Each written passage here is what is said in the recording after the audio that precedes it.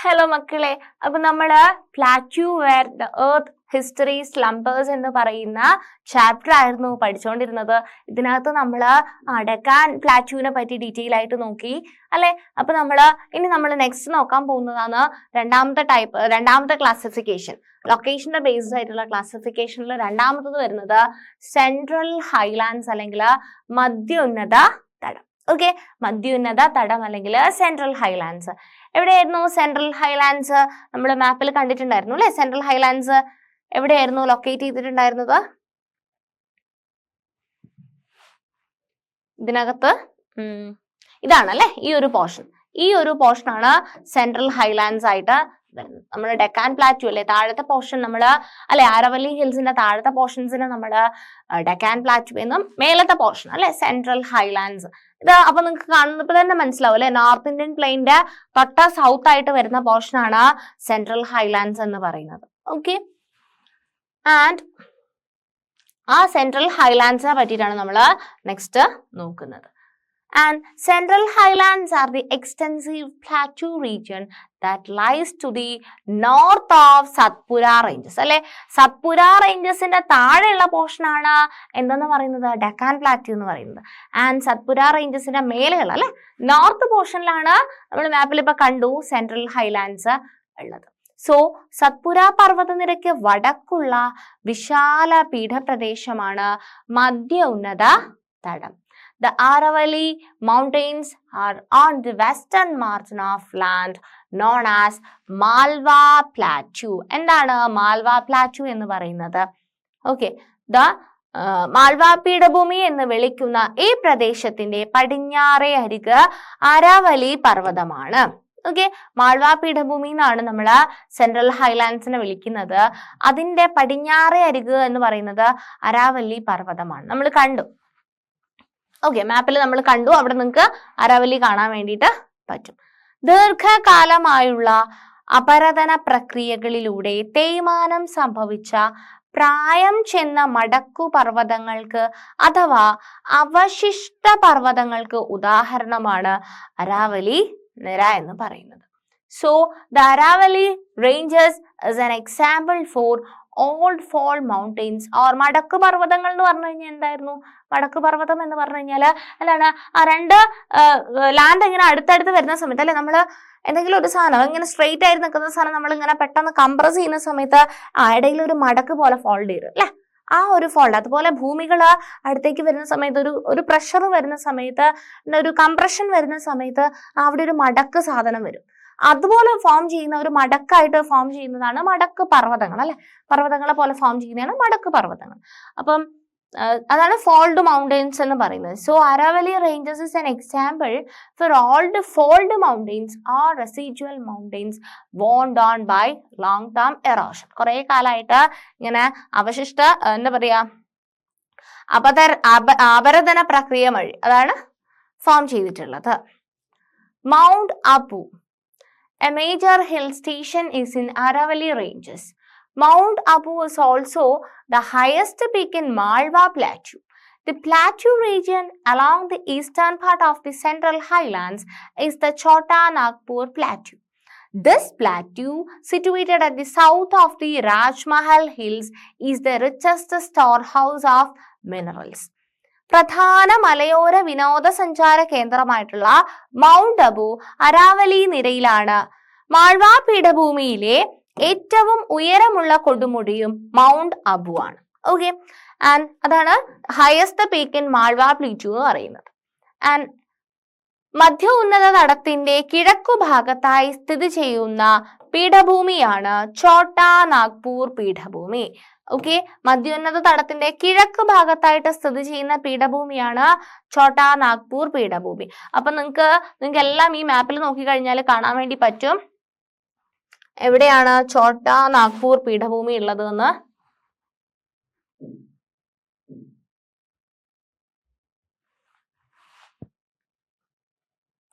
Chhota Nagpur plateau നമുക്ക് ഈ ഒരു റീജിയണിലായിട്ട് കാണാൻ വേണ്ടി പറ്റും. മധ്യോന്നത തടത്തിന്റെ കിഴക്ക് ഭാഗത്തായിട്ട് ഈ ഛോട്ടാ നാഗ്പൂർ പീഠഭൂമി നമുക്ക് കാണാൻ വേണ്ടി പറ്റും. ഈ ഒരു റീജിയണിലായിട്ട് ഛോട്ടാ നാഗ്പൂർ പീഠഭൂമി കാണാൻ വേണ്ടിയിട്ട് പറ്റും. ഓക്കെ. സോ അതാണ് മധ്യോന്നത പീഠഭൂമി എന്ന് പറയുന്നത്. രാജ്മഹൽ കുന്നുകൾക്ക് തെക്കായി സ്ഥിതി ചെയ്യുന്ന ഛോട്ടാ നാഗ്പൂർ പ്രദേശം ഇന്ത്യയിലെ ഏറ്റവും സമ്പന്നമായ ധാതു വിഭവ കലവറയാണ്. അപ്പം ഈ ഛോട്ടാ നാഗ്പൂരില് എന്താണ് ഒരുപാട് ധാതുക്കള് അടങ്ങിയിട്ടുണ്ട്. ഒരുപാട് ധാതു വിഭവങ്ങൾ നമുക്ക് കാണാൻ വേണ്ടിയിട്ട് പറ്റും. എന്തൊക്കെയാണ്? Metallic mineral such as iron or. Iron എന്ന് പറഞ്ഞാൽ ഇരുമ്പാണ്. സോ ഇരുമ്പ്, അയിര് ഓറിന്റെ മലയാളമാണ് അയിര് എന്ന് പറയുന്നത്. സോ ഇരുമ്പ്, അയിര് കാണാൻ വേണ്ടി പറ്റും. ബോക്സൈറ്റ് കാണാൻ പറ്റും. ബോക്സൈറ്റ്. മാംഗനീസ് കാണാൻ പറ്റും. Manganese and copper. കോപ്പർ എന്ന് പറഞ്ഞു കഴിഞ്ഞാൽ ചെമ്പാണ്. ആൻഡ് അത് അത്രയും മെറ്റൽസ് ആണ്, ലോഹങ്ങളാണ്. അപ്പം ഇരുമ്പയിര്, ബോക്സൈറ്റ്, മാംഗനീസ്, ചെമ്പ് എന്ന് പറഞ്ഞാൽ കോപ്പർ ആണ്, തുടങ്ങിയ ലോഹധാതുക്കളും ചുണ്ണാമ്പു കല്ല് എന്ന് പറഞ്ഞു കഴിഞ്ഞാൽ എന്താണ്? ലൈംസ്റ്റോൺ എന്ന് പറഞ്ഞു കഴിഞ്ഞാൽ ചുണ്ണാമ്പു കല്ലാണ്. ലൈംസ്റ്റോണ്, കൽക്കരി, കോളാണ് കൽക്കരി. അപ്പം കൽക്കരി തുടങ്ങിയ അലോഹധാതുക്കളും ഈ മേഖലയെ സമ്പന്നമാക്കുന്നു. സോ non-metallic minerals ആയിട്ടുള്ള milestone and call make this region mineral rich. The major economic activities in this region are mining and mineral based industries. അപ്പം ഈ ഒരു റീജിയണിൽ ഏറ്റവും കൂടുതൽ നടക്കുന്ന അല്ലെ ഒരുപാട് ധാതുക്കളുണ്ട്. അപ്പം ധാതുക്കളൊക്കെ എന്ത് ചെയ്യും? അല്ലെങ്കിൽ കൽക്കരിയൊക്കെ കിട്ടുന്നുണ്ട് അല്ലെ. അപ്പൊ അവിടെയൊക്കെ മൈനിങ്ങും അതുപോലെ തന്നെ എന്താണ് മിനറൽ ബേസ്ഡ് ആയിട്ടുള്ള ഇൻഡസ്ട്രീസ് അല്ലെ, ധാതു ഖനനവും ധാതു അധിഷ്ഠിത വ്യവസായങ്ങളുമാണ് ഈ പ്രദേശത്തെ പ്രധാന സാമ്പത്തിക പ്രവർത്തനങ്ങൾ എന്ന് പറയുന്നത്. ആൻഡ് നമ്മൾ നെക്സ്റ്റ് നോക്കുന്നത് നീലഗിരിനെ പറ്റിയിട്ടാണ്. The Nilgiris. The mountain ranges along the meeting place of Tamil Nadu, Karnataka and Kerala are known as എന്താണ്? നീൽഗിരി ഹിൽസ് അല്ലെ. തമിഴ്നാട്, കേരളം, കർണാടകം എന്നീ സംസ്ഥാന സംഗമ മേഖലയിൽ, അതായത് ഈ 3 സംസ്ഥാനങ്ങളും അല്ലെ, തമിഴ്നാടുണ്ട്, കേരളമുണ്ട്, കർണാടക. നമ്മൾ കേരളത്തിന് അടുത്തുള്ള കർണാടക മേലെയാണ് വരുന്നത്, തമിഴ്നാട് അതുപോലെ ഈ ഒരു റീജിയനിലാണ് വരുന്നത്. അപ്പം ഇവർ 3 പേരും സംഗമിക്കുന്ന പോയിന്റില് വരുന്ന മലനിരകളെയാണ് നീലഗിരി കുന്നുകൾ എന്ന് വിളിക്കുന്നത്. ഓക്കെ, നീലഗിരി ഹിൽസ് എന്ന് വിളിക്കുന്നത്. Hill stations such as Ooty, Kotagiri and Kunur are the main attractions of these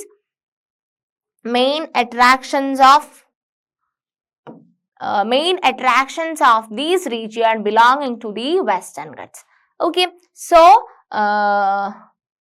പ്രധാനമായും പശ്ചിമഘട്ട നിരയിലൂടെ ഭാഗമായ ഇവിടുത്തെ ഏറ്റവും ശ്രദ്ധേയമായ മലയോര സുഖവാസ കേന്ദ്രങ്ങൾ അല്ലെ, സുഖവാസ കേന്ദ്രമായിട്ടുള്ള ഊട്ടി, കോട്ടഗിരി, കൂനൂർ എന്നിവ കുന്നുകളുടെ രാജ്ഞി എന്നിവയാണ് ഇവിടുത്തെ പ്രധാനമായിട്ടുള്ള സുഖവാസ സഞ്ചാര കേന്ദ്രങ്ങൾ എന്ന് പറയുന്നത്.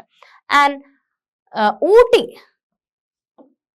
Ooty known as the queen of hills അല്ലെ, എന്താണ്? കുന്നുകളുടെ രാജ്ഞി, ക്യൂൻ ഓഫ് ഹിൽസ് എന്നറിയപ്പെടുന്നത് ഊട്ടിയാണ്. Is one of the major hill stations in South India.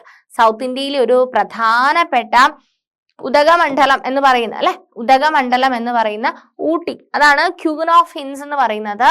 ദക്ഷിണേന്ത്യയിലെ ഒരു പ്രധാനപ്പെട്ട വിനോദസഞ്ചാര കേന്ദ്രമാണ്. നിങ്ങൾക്ക് ടൂറൊക്കെ ഉണ്ടെന്നുണ്ടെങ്കിൽ അല്ലെ, വിനോദസഞ്ചാരത്തിന് നിങ്ങൾ പ്രിഫർ ചെയ്യുന്ന ഒരു സ്ഥലമാണല്ലേ ഊട്ടി. ഭയങ്കര തണുപ്പുള്ള സ്ഥലം.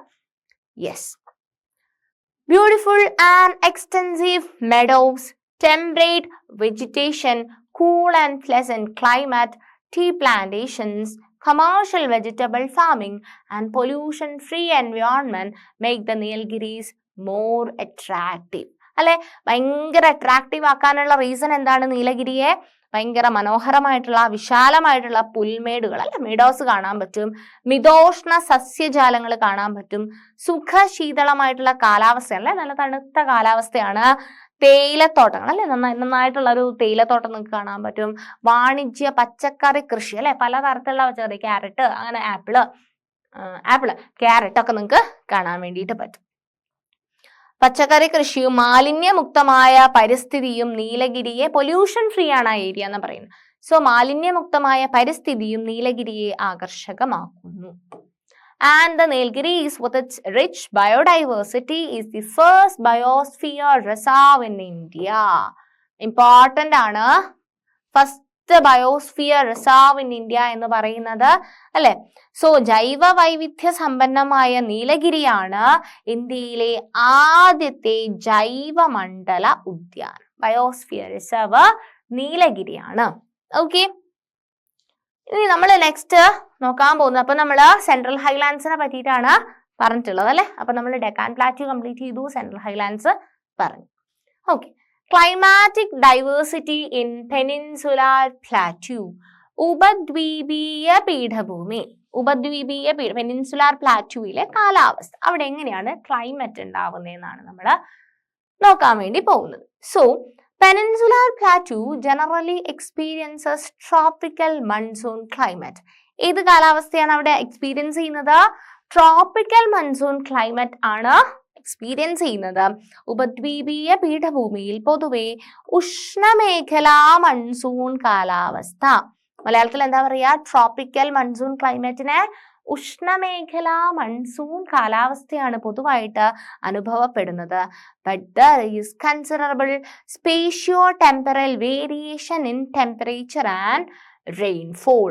പക്ഷേ താപനിലയിലും മഴയിലുമെല്ലാം ഗണ്യമായ സ്ഥലകാല വ്യത്യാസങ്ങൾ പ്രകടമാണ്. അപ്പം ഒരു സ്ഥലത്തുള്ള ടെമ്പറേച്ചർ ആയിരിക്കണം എന്നില്ല വേറൊരു സ്ഥലത്തുണ്ടാവും. അതുപോലെ തന്നെ മഴയുടെ അളവിലും എന്തുണ്ടാവും? വ്യത്യാസം ഉണ്ടാവും. സോ ഉപദ്വീപീയ പീഠഭൂമിയിലെ കാലാവസ്ഥയെ സ്വാധീനിക്കുന്ന ഘടകങ്ങൾ, അതാണ് climatic diversity in peninsular plateau. എന്തൊക്കെ ഘടകങ്ങളാണ് അവിടുത്തെ ഒരു കാലാവസ്ഥയെ അഫക്ട് ചെയ്യുന്ന ഘടകങ്ങൾ? ഫാക്ടേഴ്സ് എന്തൊക്കെയാണ്? ഒന്നാമത്തെ ഫാക്ടർ എന്ന് പറയുന്നത് ട്രോപ്പിക്കൽ ലൊക്കേഷൻ ആണ്. ഓക്കെ, ഉഷ്ണമേഖലയിലെ സ്ഥാനം. ഒന്നാമത്തെ പോയിന്റ് എന്താണ്? ഉഷ്ണമേഖലയിലെ സ്ഥാനം, എവിടെയാണ് അതിന്റെ ലൊക്കേഷൻ എന്ന് വെച്ചിട്ടാണ്. ട്രോപ്പിക്കൽ ലൊക്കേഷൻ ആണ്. രണ്ടാമത്തെ പോയിന്റ് ആണ് പെക്യുലാർ ഷേപ്പ് ഓഫ് ദി പെനിൻസുല.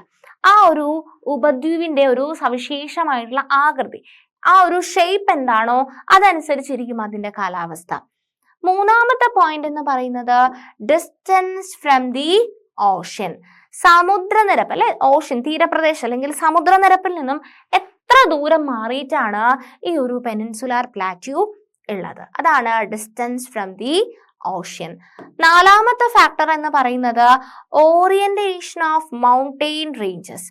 പർവ്വത നിരകളുടെ കിടപ്പ്. പർവ്വതം എങ്ങനെയാണോ കിടക്കുന്നത് അതുപോലെ ഇരിക്കും അതിന്റെ കാലാവസ്ഥ. പർവ്വത നിരകളുടെ കിടപ്പ്. ഇനി അഞ്ചാമത്തെ ഫാക്ടർ എന്ന് പറയുന്നത് ഡയറക്ഷൻ ഓഫ് മൺസൂൺ വിൻഡ്സ്, അല്ലെങ്കിൽ മൺസൂൺ കാറ്റിന്റെ ഗതി. ഏത് ഡയറക്ഷനിലാണ് മൺസൂൺ കാറ്റ് പോകുന്നത് എന്ന് വെച്ചിരിക്കും അതിന്റെ കാലാവസ്ഥ.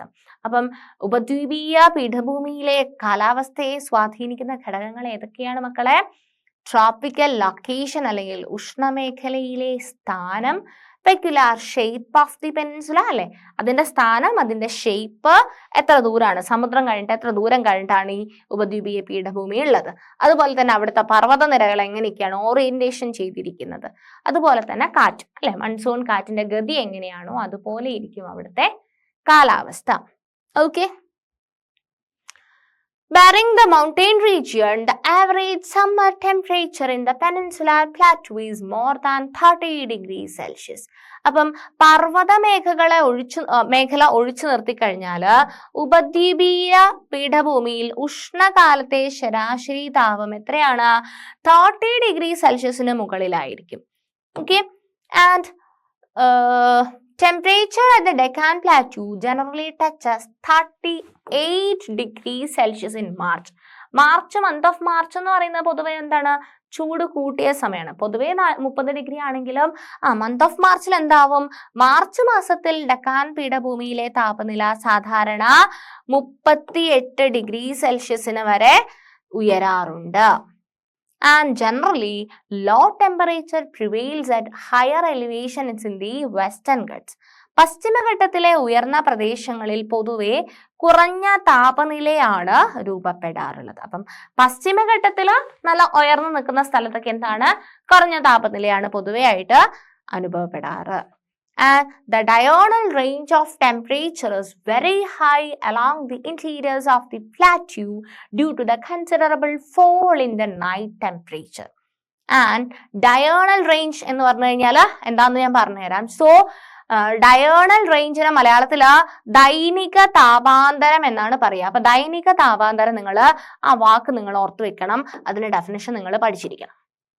ഓക്കെ, ദൈനിക താപാന്തരം എന്താണ്? ദൈനിക താപാന്തരം എന്ന് പറഞ്ഞു കഴിഞ്ഞാല്, ദൈനിക താപാന്തരം എന്ന് പറഞ്ഞു കഴിഞ്ഞാൽ ഒന്നുമില്ല, ഒരു പ്രദേശത്ത് എന്താണ് ദൈനിക താപാന്തരം എന്ന് പറഞ്ഞു കഴിഞ്ഞാൽ ഒരു പ്രദേശത്ത് ഒരു ദിവസം അനുഭവപ്പെടുന്ന കൂടിയ താപനിലയും, അതായത് ഒരു സ്ഥലത്ത് ഏറ്റവും കൂടുതൽ ഒരു ദിവസം നോക്കുന്ന സമയത്ത് ഏറ്റവും, അതായത് ഉച്ച സമയത്തൊക്കെ ചില സ്ഥലത്ത് ഭയങ്കര ചൂടായിരിക്കും അല്ലെ, അല്ലെ ചിലത്തിൽ വൈകുന്നേരം ആകുമ്പോൾ തണുക്കാൻ തുടങ്ങും അല്ലെ, നല്ല തണുപ്പൊക്കെ ആയിട്ട് വരാൻ തുടങ്ങും. അപ്പം ഒരു സ്ഥലത്ത് ഒരു ദിവസം നോക്കുന്ന സമയത്ത് അനുഭവപ്പെടുന്ന ഏറ്റവും കൂടിയ താപനില എത്രയാണോ, അതുപോലെ തന്നെ ഏറ്റവും കുറഞ്ഞ താപനില ഏതാണോ, അത് രണ്ടും തമ്മിലുള്ള വ്യത്യാസത്തിനെയാണ് എന്ത് പറയുന്നത്?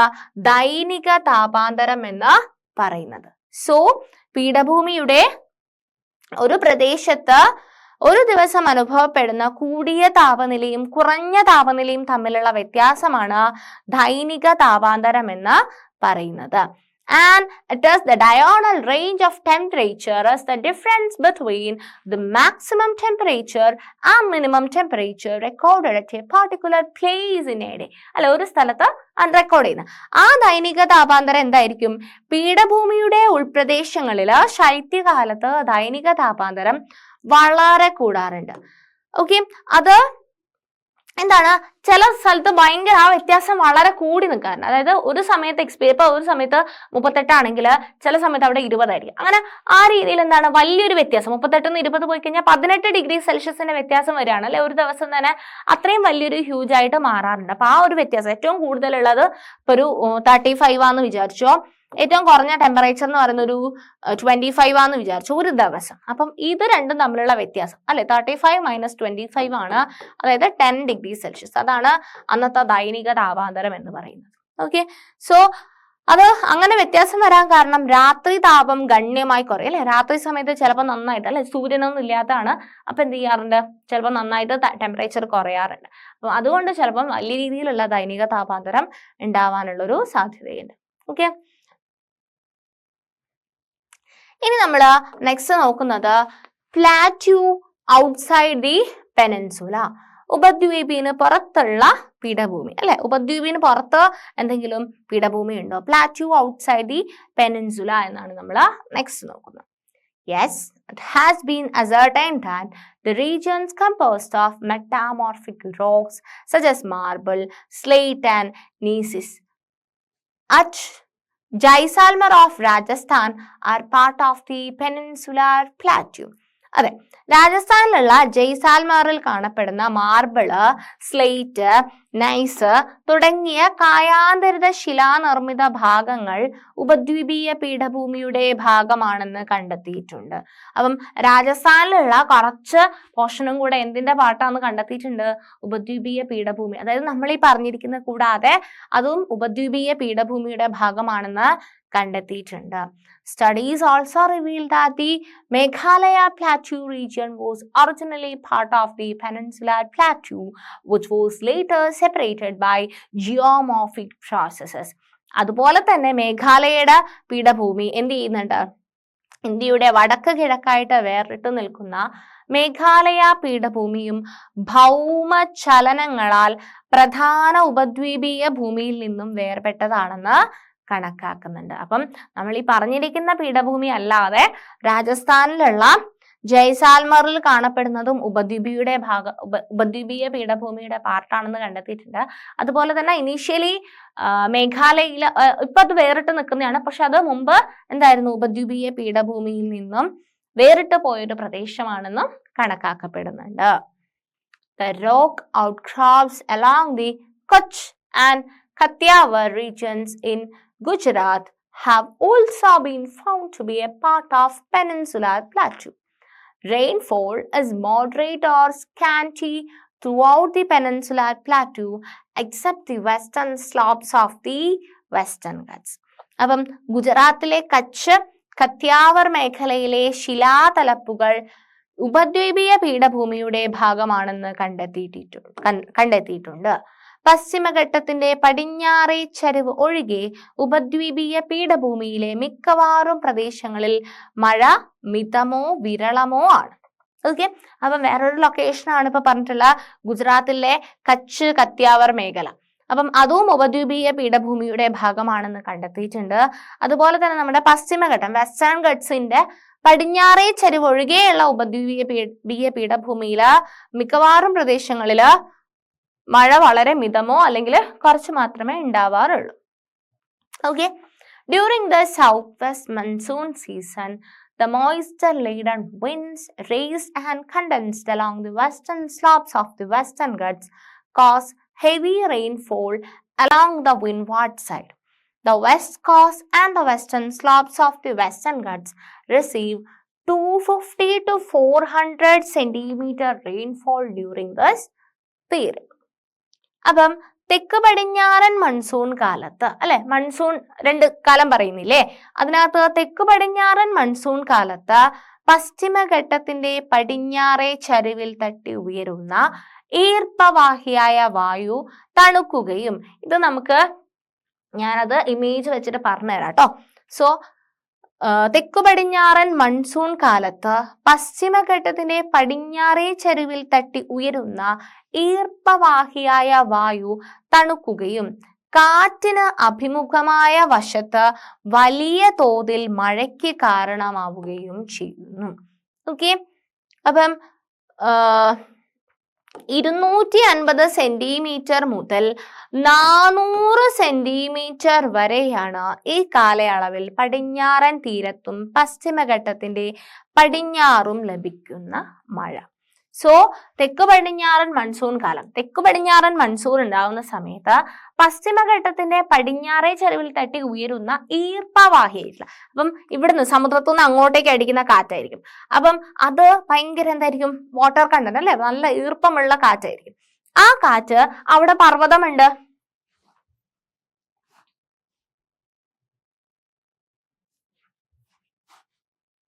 ഓക്കെ, അപ്പം ഇവിടെ കാറ്റുണ്ട്, ഇവിടുന്ന് ഇത് കടലാ, ഇവിടുന്ന് നല്ല ഈർപ്പവാഹിയായിട്ടുള്ള കാറ്റുണ്ട്.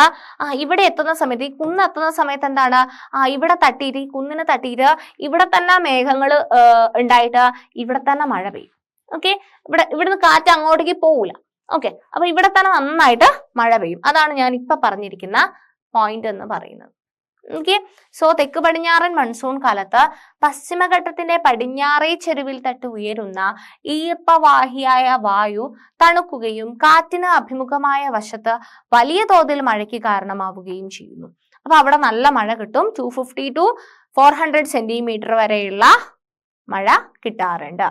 The winds descending along the eastern slopes of the Western Ghats being dry, the plateau region situated close to the eastern slopes receive very less amount of rainfall. അതായത് ഓരോ സൈഡില് എന്ത് കിട്ടുന്നുണ്ട്, 250 മുതൽ 400 സെന്റിമീറ്റർ വരെ മഴ കിട്ടുന്നുണ്ടെങ്കിൽ അപ്പുറത്തെ സൈഡിൽ കാറ്റ് അങ്ങോട്ടേക്ക് പോകുന്നില്ല അല്ലെ, അവിടെ പർവ്വതത്തിൽ അവിടെ വരെ വരുന്നുള്ളൂ, നമ്മൾ മിഡിൽ വരെയല്ലേ കണ്ടുള്ളൂ. അത്രയും പോർഷനില് നല്ല മഴ കിട്ടും. 250 to 400 സെന്റിമീറ്റർ റെയിൻ കിട്ടും. പക്ഷേ പശ്ചിമഘട്ടത്തിന്റെ പടിഞ്ഞാറേ ചെരുവില. പക്ഷെ പശ്ചിമഘട്ടത്തിന്റെ കിഴക്കേ ചെരുവിൽ എന്താ സംഭവിക്കുന്നത്, അവിടെ ഈർപ്പരഹിതമായിട്ട് അല്ലെ, വാട്ടർ കണ്ടന്റ് ഇല്ലാത്ത കാറ്റായിരിക്കും പോകുന്നുണ്ടാവുക. അവിടെ കിഴക്കേ ചെരുവിനോട് ചേർന്ന് സ്ഥിതി ചെയ്യുന്ന പീഠഭൂമി പ്രദേശങ്ങളിൽ വിരളമായി മാത്രമേ മഴ ലഭിക്കാറുള്ളൂ. ഇത്തരം പ്രദേശങ്ങൾ എന്താണ് പറയുന്നത്, മഴ നിഴൽ പ്രദേശങ്ങൾ, റെയിൻ ഷാഡോ റീജിയൻ എന്നാണ് വിളിക്കുന്നത്. അപ്പൊ മഴ നിഴൽ പ്രദേശം ഇമ്പോർട്ടന്റ് ആണ്. എന്താണ് മഴ നിഴൽ പ്രദേശം എന്ന് പഠിച്ചിരിക്കുക. ഓക്കെ, മഴ നിഴൽ പ്രദേശം ഒന്നും കൂടെ ഡീറ്റെയിൽ ആയിട്ട് അപ്പുറത്ത് ചിത്രം വെച്ചിട്ട് പറഞ്ഞുതരാം കേട്ടോ. So the winds descending along the eastern slopes of the Western Ghats being dry, the plateau region situated close to the eastern slopes receive very less amount of rainfall. Such regions are termed as rain shadow regions. The southwest monsoon winds reaching the Maharashtra coast enter the peninsula through Narmada and Tapti river basins and cause moderate amount of rainfall throughout the central India. Chota Nagpur Plateau also receives a small amount of rainfall during this period. അപ്പോൾ എന്താ പറഞ്ഞിട്ടുള്ളത്, മഹാരാഷ്ട്രയുടെ തീരത്ത് വന്നു ചേരുന്ന തെക്കു പടിഞ്ഞാറൻ monsoon കാറ്റ് നർമ്മദ താപ്തി നദീതടങ്ങളിലൂടെ ഉപദ്വീപിൽ പ്രവേശിക്കുകയും മധ്യ ഇന്ത്യയിലുടനീളം മിതമായ തോതിൽ മഴ നൽകുകയും ചെയ്യുന്നു. ഓക്കെ, മഹാരാഷ്ട്രയുടെ തീരത്തുനിന്ന് വരുന്ന തെക്ക് പടിഞ്ഞാറൻ മൺസൂൺ കാറ്റ് എന്ത് ചെയ്യുന്നുണ്ട്, നേരെ നർമ്മദ താപ്തി നദീതടങ്ങളിലൂടെ ഉപദ്വീപിലേക്ക് അവിടെ പ്രവേശിച്ചിട്ട് അവിടെ എന്ത് ചെയ്യും, ആ ഉപദ്വീപൻ രീതിയിൽ മഹാരാഷ്ട്ര വഴി വരുന്ന കാറ്റ് എന്ത് ചെയ്യുന്നുണ്ട്, മിതമായ രീതിയിലുള്ള മഴ കൊടുക്കുന്നുണ്ട്. ഈ കാലയളവിൽ ഛോട്ടാ നാഗ്പൂർ പീഠഭൂമിയിലും ചെറിയ തോതിൽ മഴ ലഭിക്കുന്നു. അല്ലെ, ഛോട്ടാ നാഗ്പൂർ നമ്മൾ കണ്ടു അല്ലെ, ഫസ്റ്റ് കണ്ടു. അപ്പം മഹാരാഷ്ട്ര വഴി വരുന്ന കാറ്റ് എന്ത് ചെയ്യുന്നുണ്ട്, ഈ കാണിച്ചിരിക്കുന്ന ഛോട്ടാ നാഗ്പൂരില്, ഇവിടെയാണ് ഛോട്ടാ നാഗ്പൂർ പ്ലാറ്റ്യൂ വരുന്നത്. അപ്പം ആ മഹാരാഷ്ട്ര വഴി വരുന്ന കാറ്റ് ഇവിടെയും എന്ത് ചെയ്യുന്നുണ്ട്, ചെറിയ രീതിയിൽ ഛോട്ടാ നാഗ്പൂർ റീജിയണിലും എന്ത് കൊടുക്കുന്നുണ്ട്, മഴ കൊടുക്കുന്നുണ്ട്.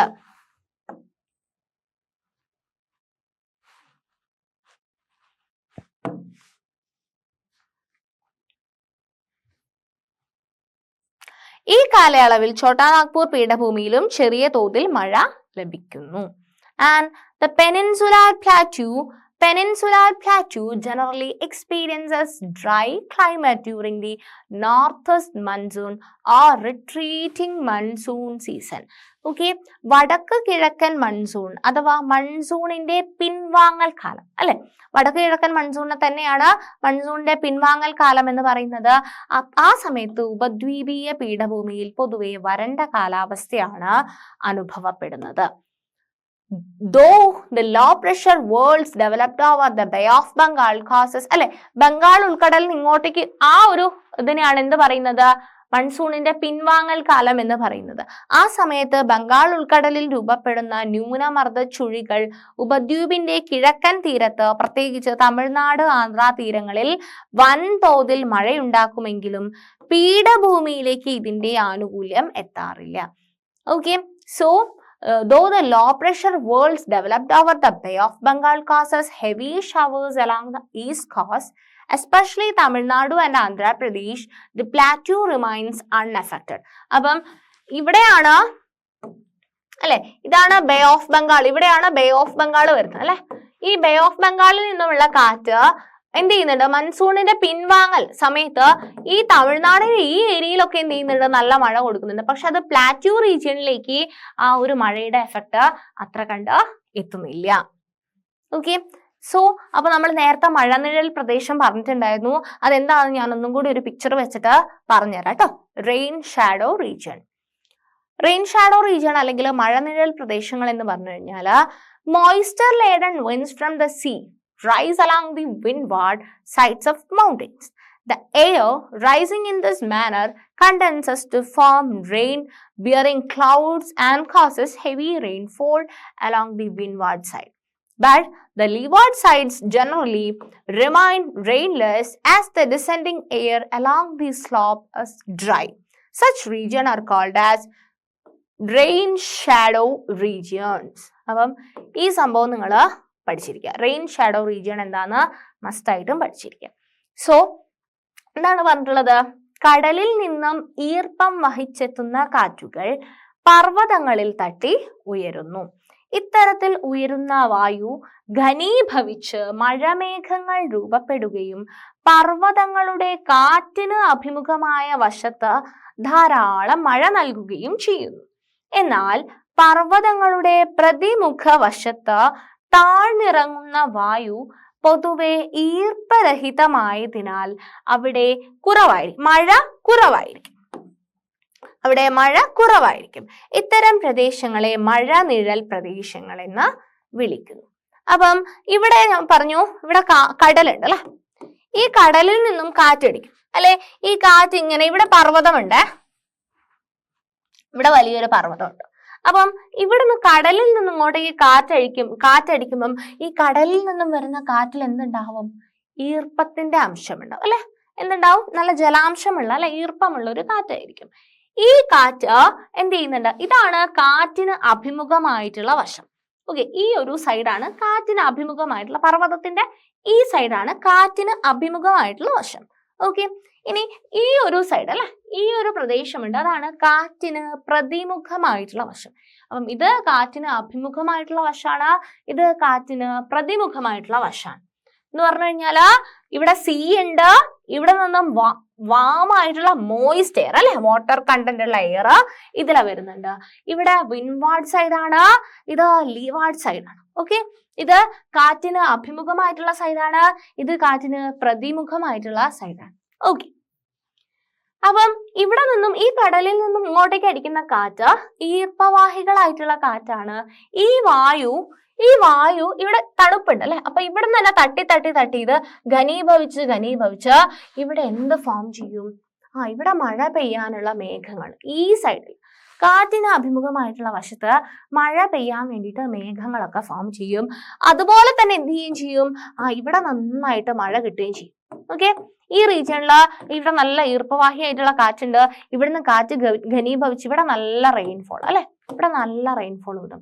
കാറ്റ് ഇങ്ങോട്ടേക്ക് പോകുന്നുണ്ടോ? ഇല്ല അല്ലെ, ഇത് ഈ സ്ലോപ്പില് ഇവിടെ തട്ടിയിട്ട് കാറ്റ് ഇവിടെ തന്നെ എന്ത് ചെയ്യാണ്? മഴമേഘങ്ങളെ ഉണ്ടാക്കിയിട്ട് ഇവിടെ തന്നെ മഴ കൊടുക്കുകയാണ് ഈ സൈഡിൽ അല്ലെ, ഇവിടെ ആ മഴ കിട്ടുന്നില്ല. ഓക്കെ, അങ്ങനെ മഴ കിട്ടാത്ത ഇവിടെ വരുന്ന കാറ്റ് എന്താ, കാറ്റുണ്ട് പക്ഷെ എന്താണ്, ഈർപ്പല്ല, ഇവിടെ എന്തായി പോയി? മഴയായിട്ട് പെയ്തു. അപ്പം ഇവിടെ വരുന്നത് എന്താണ്? ഈർപ്പരഹിതമായ കാറ്റാണ്. ഇവിടെ നല്ല മഴ വെള്ളത്തിന്റെ കണ്ടന്റ് ഇല്ലാത്ത കാറ്റ് വരുന്നുണ്ട്. അതുപോലെ തന്നെ ഇവിടെ ഇവാപറേഷൻ അല്ലെ, ബാഷ്പീകരണം എന്താണ്, നല്ല രീതിയിൽ ബാഷ്പീകരണവും നടക്കുന്നുണ്ട്. അപ്പം ഈ ഒരു കാറ്റിന് പ്രതിമുഖമായിട്ടുള്ള വശം അവിടെ മഴ നിഴൽ പ്രദേശം എന്നാണ് അറിയപ്പെടുന്നത്. ക്ലിയർ ആയോ കൺസെപ്റ്റ്? സോ ഇതാണ് സീ ആണ്, ഇവിടുന്ന് വാം മോയിസ്റ്റ് എയർ വരുന്നുണ്ട്, ഇവിടെ തന്നെ വാട്ടർ കണ്ടൻസ് ചെയ്തിട്ട് ഇവിടെ തന്നെ ഈ വിൻവാർഡ് സൈഡിൽ തന്നെ മഴ പെയ്യും അല്ലെ, ഇവിടെ തന്നെ നന്നായിട്ട് മഴ പെയ്യും. പക്ഷേ റീജിയൺ ഓഫ് റെയിൻ ഷാഡോയിൽ എന്താ സംഭവിക്കുന്നത്? അവിടെ ലിവാർഡ് സൈഡ് ആണ്, അവിടെ ഡ്രൈ എയറും ഇവാപറേഷനും ആണ് നടക്കുന്നത്. ഓക്കെ, സോ ഇത് വെച്ചിട്ട്, ഈ പറഞ്ഞത് വെച്ചിട്ട് നിങ്ങൾ ഇതൊന്ന് വായിച്ചു നോക്കിയേ. Moisture laden winds from the sea rise along the windward side of mountains. The air rising in this manner condenses to form rain-bearing clouds and causes heavy rainfall along the windward side. അല്ലെ, ഈ വിൻവാർഡ് സൈഡിൽ അല്ലെങ്കിൽ കാറ്റിന് അഭിമുഖമായ വശത്ത് നന്നായിട്ട് മഴ കൊടുക്കുന്നു. Heavy rainfall along the windward side. But the leeward sides generally remain rainless as the descending air along the slope is dry. Such region is called as rain shadow region. So, കടലിൽ നിന്നും ഈർപ്പം വഹിച്ചെടുക്കുന്ന കാറ്റുകൾ പർവ്വതങ്ങളിൽ തട്ടി ഉയരും. ഇത്തരത്തിൽ ഉയരുന്ന വായു ഘനീഭവിച്ച് മഴമേഘങ്ങൾ ഉണ്ടാവും. അവിടെ പർവ്വതങ്ങളുടെ കാറ്റിന് അഭിമുഖമായ വശത്ത് അവിടെ ധാരാളം മഴ കൊടുക്കുകയും ചെയ്യും. എന്നാൽ പർവ്വതങ്ങളുടെ പ്രതിമുഖ വശത്ത് താഴ്ന്നിറങ്ങുന്ന വായു പൊതുവെ ഈർപ്പരഹിത അല്ലെ, വാട്ടർ കണ്ടന്റ് ഒന്നുമില്ല, അതിനാൽ അവിടെ മഴ കുറവായിരിക്കും. ഇത്തരം പ്രദേശങ്ങളെ മഴ നിഴൽ പ്രദേശങ്ങൾ എന്ന് വിളിക്കുന്നു. ക്ലിയർ ആയില്ലേ മഴ നിഴൽ പ്രദേശം എന്താണെന്ന്? സോ ഇത്രയും കാര്യങ്ങളാണ് നമുക്ക് ഈ ഒരു സെഷനിൽ പറയാനുണ്ടായിരുന്നത്. ഇവിടെ നമ്മൾ മെയിൻ ആയിട്ട് ഡീൽ ചെയ്തിട്ടുണ്ടായിരുന്ന കാര്യങ്ങൾ എന്തൊക്കെയായിരുന്നു? ഈ ഒരു സെഷനിൽ നമ്മൾ മെയിൻ ആയിട്ട് സെൻട്രൽ ഹൈലാൻഡ്സിനെ പറ്റി പഠിച്ചു അല്ലെ, സെൻട്രൽ ഹൈലാൻഡ്സിനെ പറ്റി പഠിച്ചു. ഓക്കെ, സെൻട്രൽ ഹൈലാൻഡ്സിനെ പറ്റി പഠിച്ചു. സെൻട്രൽ ഹൈലാൻഡ്സ് എന്ന് പറയുന്നത് extensive plateau region that lies to the north of Satpura ranges ആണെന്ന് പഠിച്ചു. അവിടെ ഉണ്ടായിട്ടുള്ള പ്രധാന കുന്നുകളെ പറ്റി പഠിച്ചു. അവിടെ ഉണ്ടായിട്ടുള്ള പ്രധാന നിക്ഷേപങ്ങൾ ലോഹധാതുക്കൾ എന്താണ്, അലോഹധാതുക്കൾ എന്താണെന്ന് പഠിച്ചു. ഇരുമ്പയിര്, ബോക്സൈറ്റ്, അതുപോലെ തന്നെ അവിടെ ധാതുഘനവും ധാതു അധിഷ്ഠിത വ്യവസായവുമാണ് സെൻട്രൽ ഹൈലാൻഡ്സിൽ കൂടുതലായിട്ട് നടക്കുന്നതെന്ന് പഠിച്ചു. പിന്നീട് നമ്മൾ നീലഗിരി കുന്നുകളെ പറ്റി പഠിച്ചു. ഉപദ്വീപീയ പീഠഭൂമിയിലെ കാലാവസ്ഥയിലേക്ക് കടന്നു. കാലാവസ്ഥയെ സ്വാധീനിക്കുന്ന ഘടകങ്ങളെ പറ്റി പറഞ്ഞു അല്ലെ. Tropical location, peculiar shape of the peninsula, distance from the ocean, orientation of mountain ranges, direction of monsoon winds എന്നുള്ള ഫാക്ടേഴ്സിനെ പറ്റിയിട്ട് പറഞ്ഞു. അതുപോലെ തന്നെ നമ്മൾ ദൈനിക താപാന്തരം അല്ലെ, ദൈനിക താപാന്തരം പഠിച്ചു. നിങ്ങൾ കൂടിയ താപനിലയും കുറഞ്ഞ താപനിലയും തമ്മിലുള്ള വ്യത്യാസം അല്ലെ, ഒരു ഡേയിൽ തന്നെ ഒരു സ്ഥലത്ത് അനുഭവപ്പെടുന്ന വ്യത്യാസം. അതുപോലെ തന്നെ നമ്മൾ പിന്നെ പ്രധാനമായിട്ട് എന്താണ് മഴനിഴൽ പ്രദേശങ്ങൾ എന്താണെന്ന് പഠിച്ചു അല്ലെ. മഴനിഴൽ റെയിൻ ഷാഡോ റീജിയൻസ് എന്താണെന്ന് പിക്ചർ വെച്ചത്. അപ്പൊ ഇതിനകത്ത് ഇമ്പോർട്ടൻ്റ് ആയിട്ട് പുതിയ 2 ഫിനോമിനൻസ് പഠിച്ചതൊന്ന് മഴനിഴൽ, അല്ലെങ്കിൽ 2 കൺസെപ്റ്റ് പഠിച്ചതൊന്ന് മഴനിഴൽ പ്രദേശവും പിന്നെ ഒന്ന് ദൈനിക താപാന്തരവുമാണ്. നന്നായിട്ട് മനസ്സിലാക്കുക ഈ കാര്യങ്ങൾ. ചാപ്റ്ററിലെ ബാക്കി കാര്യങ്ങൾ നമുക്ക് നെക്സ്റ്റ് വേറൊരു സെഷനിൽ ഡിസ്കസ് ചെയ്യാം. താങ്ക്